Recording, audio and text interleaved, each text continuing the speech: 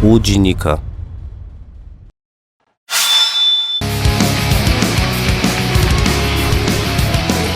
Welcome back to Pro League 2016. We're going into the second half of today with Tasteless and Valdez, your hosts. We're back, guys. We got another sick matchup coming your way, and I think this is even better than the last one we just had. Afreeca Freaks here doing quite well. They've got a lot of veterans on their team, really pulling through. And of course, KT Rolster, long-standing team here for Pro League. Yeah, they've been around for an incredibly long time. The Afreeca Freaks are brand spanking new. Let's see how they perform against this truly a fixture in Starcraft esports, KT Rolster. Yeah. Our first matchup here is going to be Super versus TY. And Super, I don't know, he's been somewhat inconsistent, but he looked good in his last game against Rogue. True. But that could be chalked up to Rogue not doing so well. It was an interesting build that we hadn't seen much of. Rogue's been having a hard time lately, so we're going to see what his future holds, because it's definitely not the Rogue I've been used to casting for quite some time now. I believe it's Super versus TY, right? Yeah, Super versus TY. So TY, I think, is clearly the favorite. He's looking very strong right now. He's had some very impressive results. TY is sort of that new Terran everybody's watching to see, okay, how do I play Terran from here on out? What is the new meta? TY, notice me, senpai. Yeah, exactly. He was very solid throughout Heart of the Swarm, but now he's really coming to his own here. Kind of looks like the beginning of 2013 Pro League, I think, where he went like 7-0 in the first round. He was really, really dominant, and it looks like he's coming back to his power. You know, I'm really excited to see. He's such a smart player. Yeah. His multitasking is ridiculous. So that's really what you need for this expansion specifically. And he's making it work. Legacy's really stepped it up. You know, the fact that your bases deplete from minerals much more quickly. The new units really reward a lot of multitasking. So many of the new units are essentially active units, a lot like Mutalisks are. But you get like disruptors, tanks in medevacs. All these units can be used so effectively. Anybody who's really good at multitasking can definitely exploit and punish his opponent a lot. Yeah, well, here are the matchups for today. We got Super versus TY on Prion Terraces, funnily enough. Then Curious versus Docti on Arena, Alive versus Zest on Dust Towers. That's going to be a sick one. And then Keen versus Stats on Lower Light Crest. Who did you vote for here with Alive versus Zest? I went for Zest. He is so good in that matchup, and he's been on fire recently. You can say a lot of that about Alive too, but I feel like, I don't know. I think Zest is a bit more solid. I feel like it's like 53 to 47% in my mind, to the point where I'm like, okay, I have to slightly lean one way, even though it's really close. See, I was actually leaning towards Alive just because of how he's played in the games I've casted of him. I mean, he's looking so good. I have no idea how deep this guy is going to get in any of the leagues he's playing in right now. Taking a closer look here, we have Super. By the way, if you missed it earlier, we had a crazy technical issue here where Hero did not have his one hotkey set, but was blaming it on the computer. Yeah, we thought it was a technical issue. Actually, it was just a human error. Yeah, and he actually got a warning for that. Yeah. And that does stay with you the entire Pro League season, so pretty big deal right there. Over here, his opponent is going to be TY. This guy is just a fantastic player all around. He's been around playing StarCraft 2 for almost his entire life. StarCraft 1 and StarCraft 2, I should say. And this guy, the way he plays, the way he approaches it, he looks so scary, so solid. Yeah.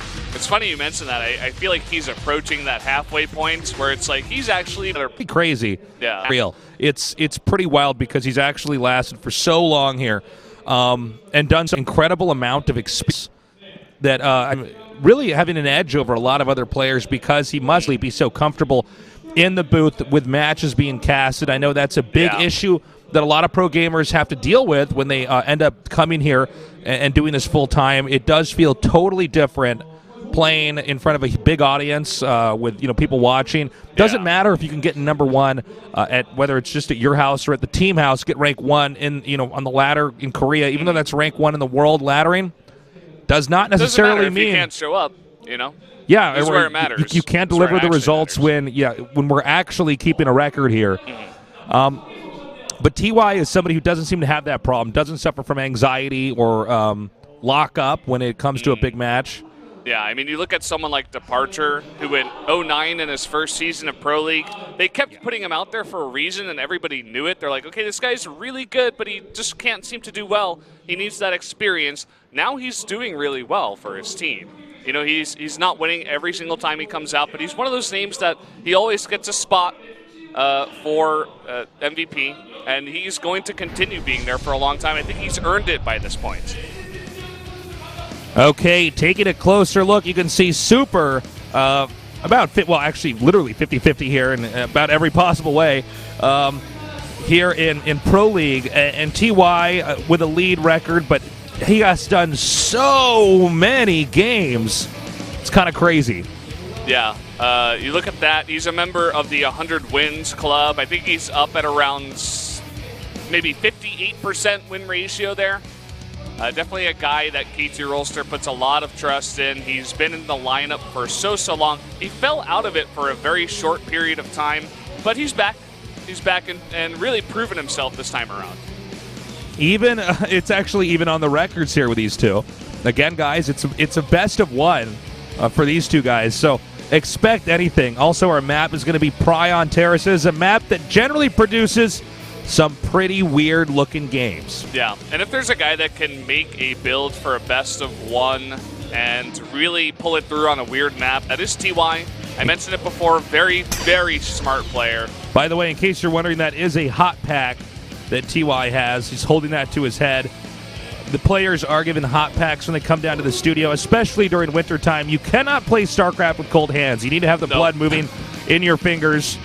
It's very difficult to have the dexterity necessary if your fingers are feeling a little bit cold, a little bit numb. And so it looks like he's using that and even putting some of that heat onto his forehead before the match starts. Yeah, you got to warm up the body, you know. Get the blood flowing. Warm up the brain. Warm up the brain. Make sure you're thinking before you get into this game. Can't play with a frozen brain. Does not work. You wouldn't be alive. Got to thaw that brain out, Valdez. Make sure all the ice is off. That's right. It's like thawing up the car, you know, getting it running. That's right. Warming up the engine, man. We are going into game number 1 here, the Afreeca Freaks against KT here. It's a lot of pressure. Let's see how they perform.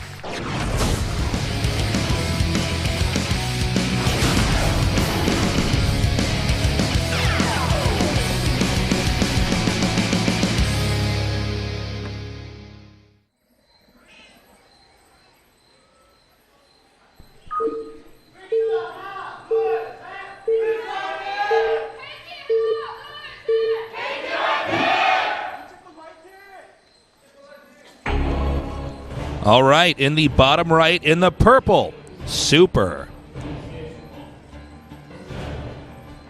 In the upper left, in the red, TY. Yeah, so as we mentioned before, this is Prion Terraces. We can see some pretty crazy games on this map. It has been altered so that the natural is a gold base, and the fourth base, the natural fourth base is a gold base. The third base that's a bit closer to your main is just a normal base. So you can see a lot of extra minerals coming out. I'm curious to see this maps like this used more in tournaments, because I think it does make for some very interesting games. I think the crazier we get the maps, the cooler the strategies begin to come, and the more dynamic of a game StarCraft gets to be. Whoa! Down and dirty. This is what we were talking about. I said it before, this map really does tailor people to say, hey, I want to get an earlier expansion so I can take advantage of that gold base. But if you go for something this aggressive to punish that kind of play, well, then you're going to win. Coolio. It's that simple, Tasteless. That rap artist, he made his name long ago, but only now has it finally found its true purpose in language. Coolio. After this build, is this it? Yes, we're all here to witness this. He is going to go do this pressure build. He's doing it with Marines, by the way. Yes. For a split second, I wasn't actually looking at the gases. I thought, is this like a 3-rack Reaper? But no. He's going to do 3 Marine pressure. I have no idea if Super has ever seen this, but here's TY. You know, we were talking about this, and I had like 1,000 people tweet at me pointing out that it was actually the Nepalese that came up with the sand art that you then will destroy, and it represents one of the 7 tenets. One is which is impermanence. And that is, once again, TY doing it. He will probably never use this build again in a televised game. This is the last time, guys. Enjoy it while it's here. Enjoy it while it's here. Enjoy it while you are here in your temporary existence in this reality. Tasteless, you're getting a little bit too deep for me. Yes, that's right. I'm Tasteless, the deep philosopher. Taste Fuchsius is here to make you remember the time you spend on this earth. And we're going to have this right now. He's coming up in a surprise attack. Double bunkers coming down. I don't know if Super would have ever thought this was going to come through. The probes are pulling. He's going for the SCVs. A pylon is being made now. And he's going to be able to gun down that pylon, no problem. Just one adept. A second pylon goes down, but it's in range of the bunker. One adept and one mothership core is not enough to stop this. It looks like he wants to pull the probes and try to go for the Marines here, but he realizes he can't trade. And the mothership core goes down. Yep, he was pulling the droids, but it didn't actually work. And from there, he's going to be able to get this Nexus, and I assume Terran falls back onto a third base with this, or second base, excuse me. Yeah, and he's essentially denied the gold base. He's not going to kill Super, as you were saying, but he's denied the gold base, and he's going to get his own. As long as he defends his own gold base now, which it looks like he is preparing to do, he should be in a fantastic spot. We also have the Adepts coming up here. I'm not sure if TY has a plan when Protoss tries to counterattack. So Adepts now coming up. Remember, the third base, why do I keep saying that? I think it's because it's the gold base. The second base is being made, built down here at the actual location. Maybe he can get up there in time and take out the SCV, making it, maybe even delay that from, he's pulling the droids again. Oh, is he going to get the ball? Can he stop it before I can take it out? It's a 17, 12, 8, 3.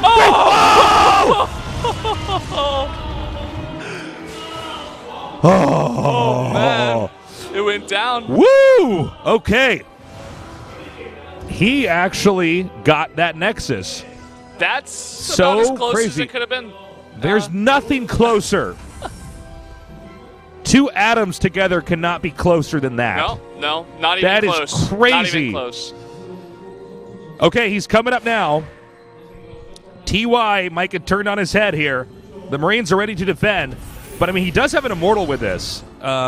Pretty strong against bunkers. Yeah, but... I guess, no, it's not that much, actually. He's got no Warp Prism, unless I'm incorrect here. Yeah, no Warp Prism. And, I suppose... No, I don't think he's going to try for this. I think he's kind of fallen to his fate. He's like, okay, I guess I'll double expand. But TY, rather, has scouted that as well with his own SCV.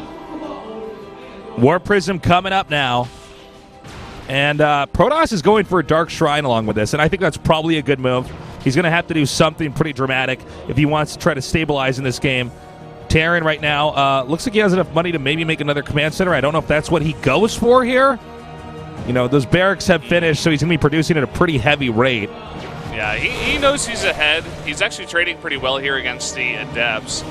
And he's just saying, okay, I'll make a big army here, Marines, Marauders, get my medevacs out eventually, get my tech, and then I can start putting on the harass with some drops. But TY, very safe player. I don't think he's going to forget missile turrets here just to play it safe. He actually scans his own base, going for an observer, looks like. Yeah, he's going to come in now and do a warp in of DTs, I believe, over here. He's just gearing up for that. And then try to do some DT harass. Yeah, I said TY was the guy not to forget turrets, but he's cutting it close if he's going to make turrets now. I think he's trying to do a 2-base power and probably follow this up with a pretty strong push to end the game. Oh! Wow. Hello! What? Who is this guy, Tasteless? Oh my god! So good. Super not happy about this. He's super unhappy about He's this. super unhappy. So TY may have a scan. He doesn't want to use it just Quickly, yet. stop the stim from coming. Rats, I've been foiled again.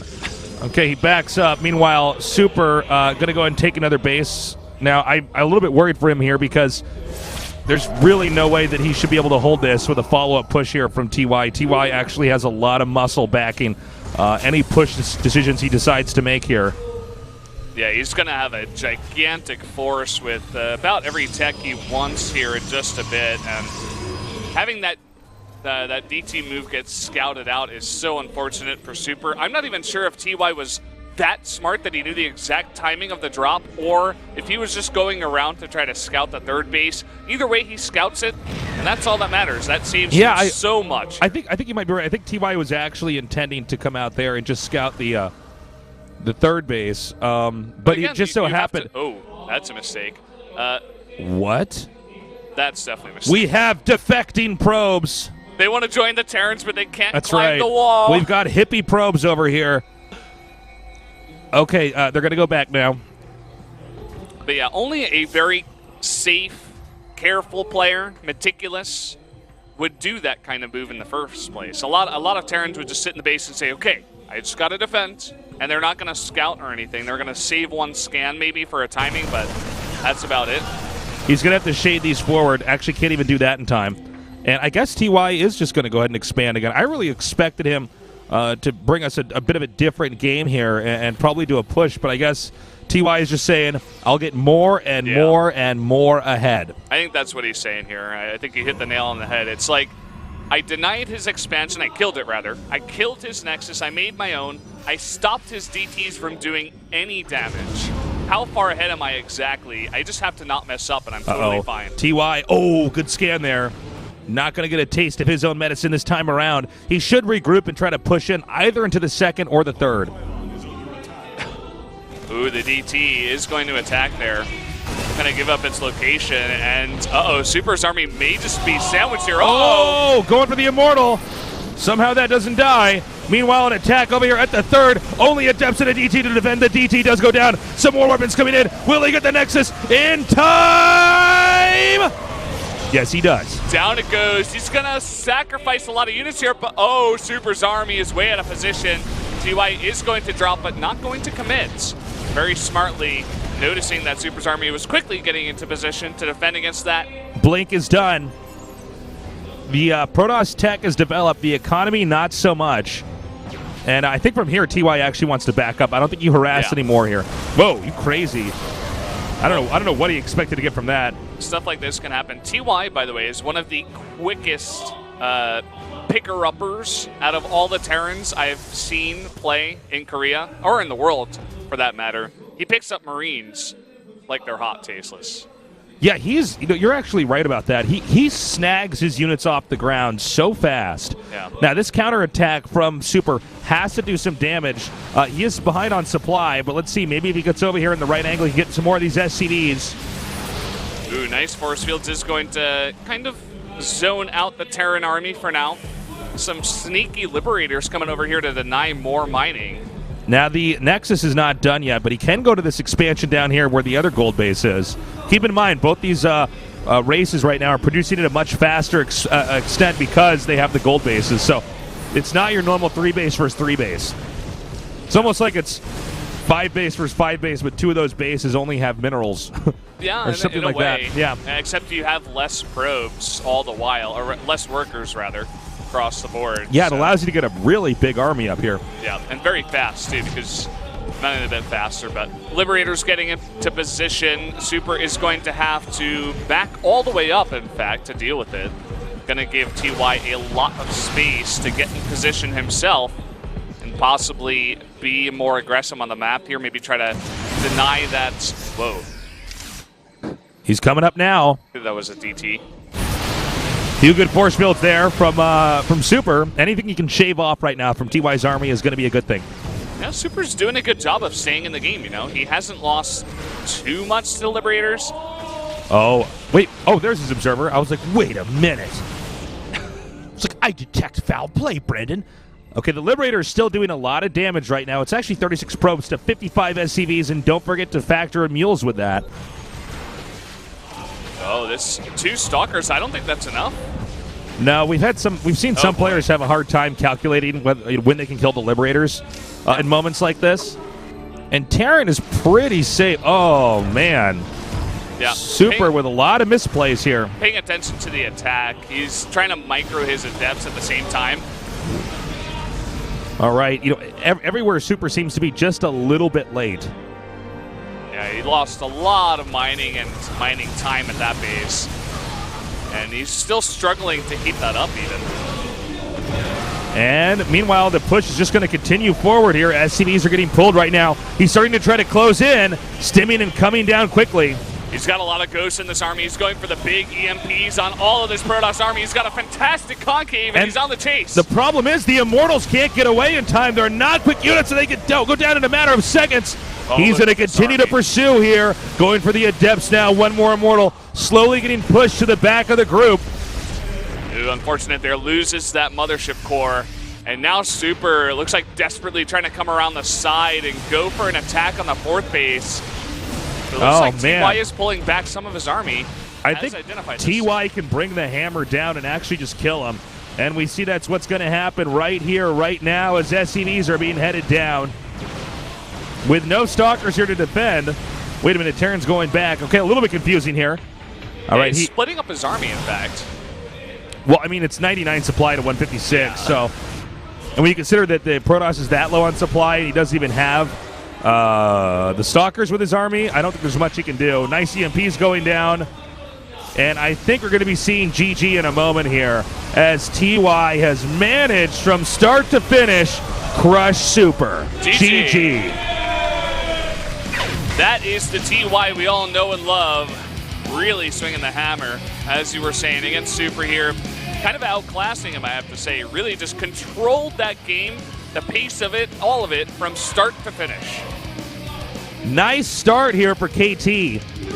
Really a great showing there by TY. How far is this guy going to go in Legacy of the Void? My bet, pretty damn far. Yeah. He's looking just untouchable. He's looking really good. And I love teams that do this, play one of their best players, if not their best player, in the first game. They want to get the momentum in their favor. Yeah, I agree with you 100%, Valdez. And TY is one of those players that can just own a game from beginning to end. As I was saying, he really just controls the pace. Man, the start of that game where he was going for the Nexus, what a nail-biter. Really great job there. Now we're going to go on to game number 2. Super, I have to say, it wasn't a horrible game by him, but TY was just ahead in every imaginable aspect of the game. I think Super definitely showed signs of very smart play. I still do think he got outplayed. I feel like TY's on another level at this moment in time, but who knows? Super is on a pretty solid team now, and with time, I'm sure he'll get better and better. Our next map is going to be on Urina, which has produced some of the weirdest, wonkiest games we've seen here at Legacy. Yeah. Actually, some of the shortest games as well. Well, it's got a very short rush distance, so you have a lot of interesting parts of the map that definitely change up the way that the game works. And this is going to be an interesting match as well. It's going to be Zerg versus Terran. I know the Zerg is curious. Oh, yeah. Now, who was the Terran? Jockji, that's right. How can we forget? Jockji, a fantastic player, but he's always been just outside the pantheon of StarCraft 2 gods. Yeah, very great player, but